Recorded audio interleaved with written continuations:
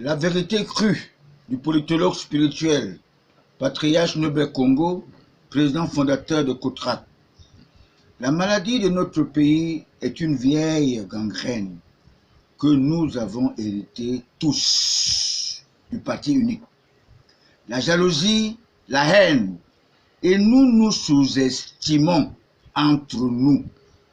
Je m'interroge, comment pouvons-nous vivre ensemble alors que nos ministres ont chacun 10 véhicules dans leur parc?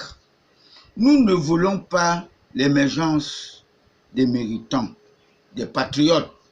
Nous nous tournons plutôt aux médiocres, à ceux qui aiment la facilité, les parvenus, les parrains, qui ne sont que des adeptes du roi Hérode, qui ne voulaient pas du Fils de Dieu, Jésus-Christ, notre Sauveur, dans cette planète Terre, conquise par le Satan à maître absolu. Le Satan est le mal. C'est pour cette raison que j'avais ordonné spirituellement au pape François, lors du décès de l'évêque Benoît Mbala, de procéder à une petite modification à notre prière universelle, notre Père qui est aux cieux. De ne plus dire « délivre-nous du mal », plutôt dire « délivre-nous du malin », comme l'avocat Sarkozy, du malin reptile qui a trompé Ève au jardin d'Éden. On dirait que le jardin d'Éden se trouve au Cameroun, car il est très convoité par les prédateurs déstabilisateurs. Il a fallu un lion indomptable qui est Paul Biya, Abel d'Afrique, devenu Abel d'Afrique, pour diriger notre pays, le Cameroun. Ce grand dialogue initié par notre père de la nation, Abel d'Afrique, son excellent Paul Biya, qui s'est déroulé comme l'eau de roche. Maintenant, nous voyons les premiers signes de déception dans son propre fief, Sarmélima.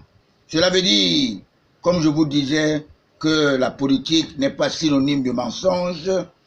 Vous conviendrez avec moi, en ma qualité de politologue spirituel, patriarche Nobel Congo, président fondateur de COTRAC, collectif des travailleurs retraités de l'Afrique centrale, qu'en vérité, dans son fief, le sondage lui donnait son propre parti, le RDPC, notre parti, 15%.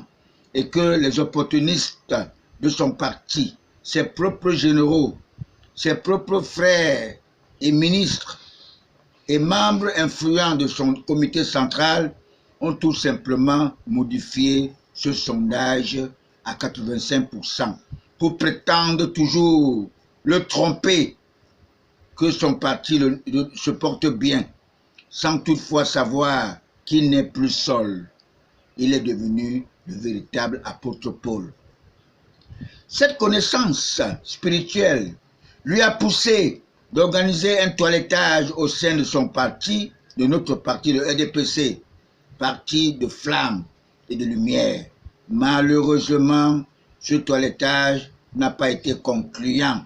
Ces mêmes ennemis d'hier, ces ministres influents de son comité central ont préféré placer les plus médiocres à la place des médiocres, qui ne sont que des recommandés et des parrainés pour que le premier parti démocratique, le RDPC, créé le 24 mars 1985 à Bamenda, et que je m'étais adhéré moi en 2016 dans mon arrondissement à Bandia, soit dissous comme l'UPC, créé en 1948 et dissous en 1953, cause de jalousie, non seulement à cause du fondateur, mais aussi du lieu de sa naissance, qui est Bamenda.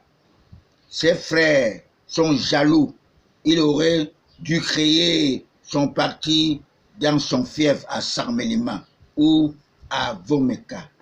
Ces ennemis d'hier, qui furent encore contre cette démocratie en évoquant qu'elle est précipitée, ces fils du franc-maçon lui Paul Ojola, le parrain de notre tout premier chef de l'État, Amadou Ahidjo, se sont trompés de personnes car ils n'ont jamais su que mon candidat naturel, Paul Biya, Abbé d'Afrique, fut l'un des rescapés du parti unique, car nous fûmes tous des UP6 de sang, des nationalistes convaincus. Il est le spécimen du roi Rodolphe Douala Mangabel, pendu le 8 août 1914 par les Allemands. Et je suis auprès de lui, Ngosodine, auprès de lui, qui n'a pas voulu que le Cameroun soit bradé, n'est-ce pas? Ngosodine a préféré se faire pendre ce même jour, le 8 août 1914, avec tous les autres martyrs, les Samba et beaucoup d'autres à l'époque, pour verser de leur sang, parce qu'ils ne veulent pas que le Cameroun soit bradé. C'est même pour cette raison, en ma qualité de visionnaire et spirituel, j'avais dit à mon feu grand frère, le philosophe Kamga Victor, de ne pas sortir cet ouvrage intitulé « Le banditisme politique à l'ère du renouveau camerounais ».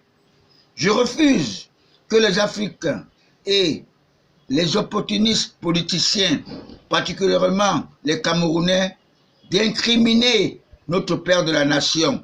Son pouvoir fut confisqué depuis 36 ans par ses ennemis d'hier, qui ne sont que des Cayens, sous la supervision de Martin Belinga Eboutou, avec son droit canon qui est équivalent du pouvoir du pape de mon église catholique romaine, dédouané par l'empereur romain Constantin Ier, né en 272 après Jésus-Christ. Vous savez que la charité bien ordonnée commence par soi-même. Il a préféré placer le siège au Vatican, un État dans un État.